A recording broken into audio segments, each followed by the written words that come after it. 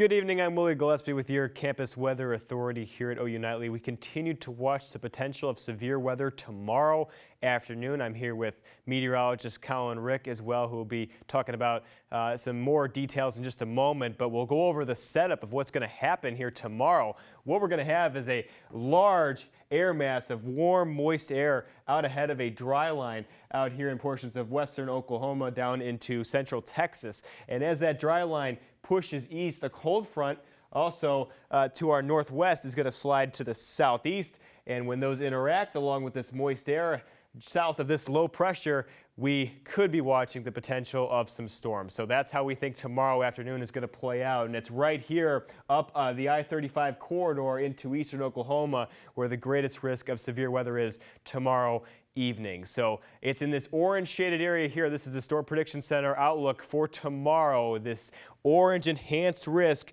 along I-35 up to the north and to the east up towards Tulsa, and that extends into portions of Missouri and even Illinois as well tomorrow afternoon. Tornado risk is there, I think, especially in central Oklahoma the first couple hours as those storms really get going tomorrow afternoon. The damaging wind threat up to 70-mile-per-hour winds possible with these storms tomorrow, mainly in eastern Oklahoma as those storms start to move into a line, especially in the latter evening hours tomorrow. But the large hail threat is what I think is the most prominent tomorrow. Hail, I think, up to the size of tennis balls and maybe even larger, especially in this hatched area here, which extends across a good portion of Oklahoma into parts of Missouri as well. And now Colin is going to talk about the timing of this tomorrow afternoon, help you prepare for your day. Colin.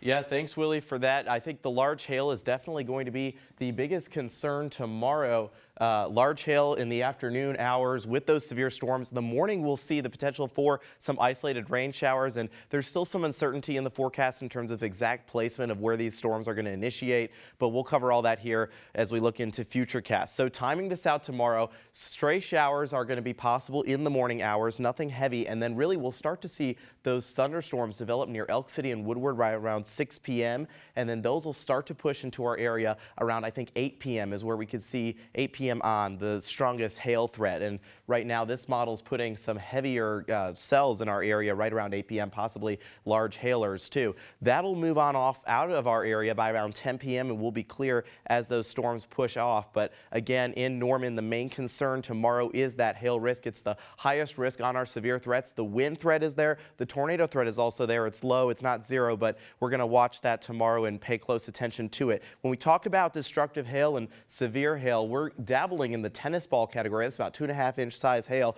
Could see possibly up to baseball size hail in some places, especially regions in that hatched area. So definitely pay close attention to the weather. Know where to park your vehicle. Avoid hail if possible tomorrow. Don't be out on the roads.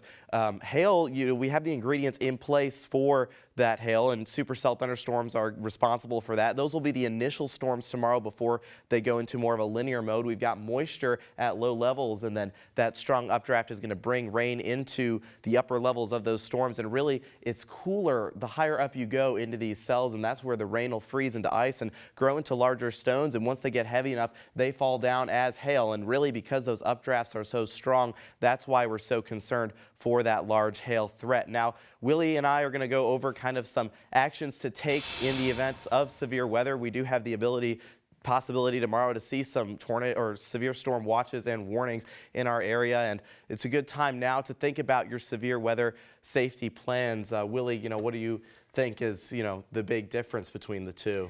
Yeah, I mean, it's all about the timing, really, when you think about it, right? You're trying to get that watch out a couple hours ahead. We maybe kind of related to baking, right? You've got the ingredients to bake a cake or make whatever you're going to make, and that's kind of the watch, is when all those ingredients are there, and then when that cake is actually being made, that's the warning, right? Yeah, definitely. The watch, you'll have usually several hours to prepare in advance, whereas a warning you could only have minutes. So definitely, if we do get a severe weather watch of any kind tomorrow, use that time to prepare, know where to go. Safe places are in basements, storm shelters, any kind of designated shelter area. So keep in mind those areas as you go through the day tomorrow. It's not safe to be in mobile homes, manufactured homes, or definitely out in the elements. So pay close attention to the weather, know where to go, and then the possibility is there tomorrow for possibly some tornadoes too in some areas.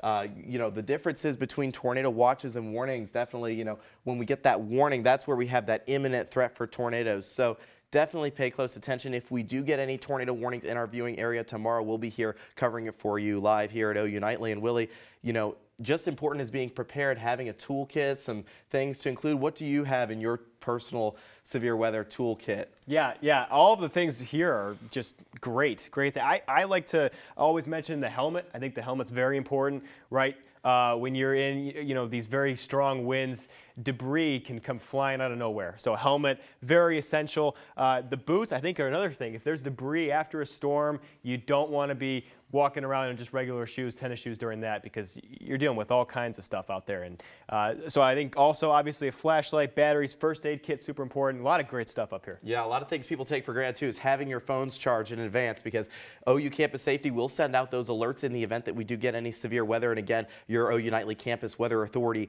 will be here with you in the event of severe weather tomorrow.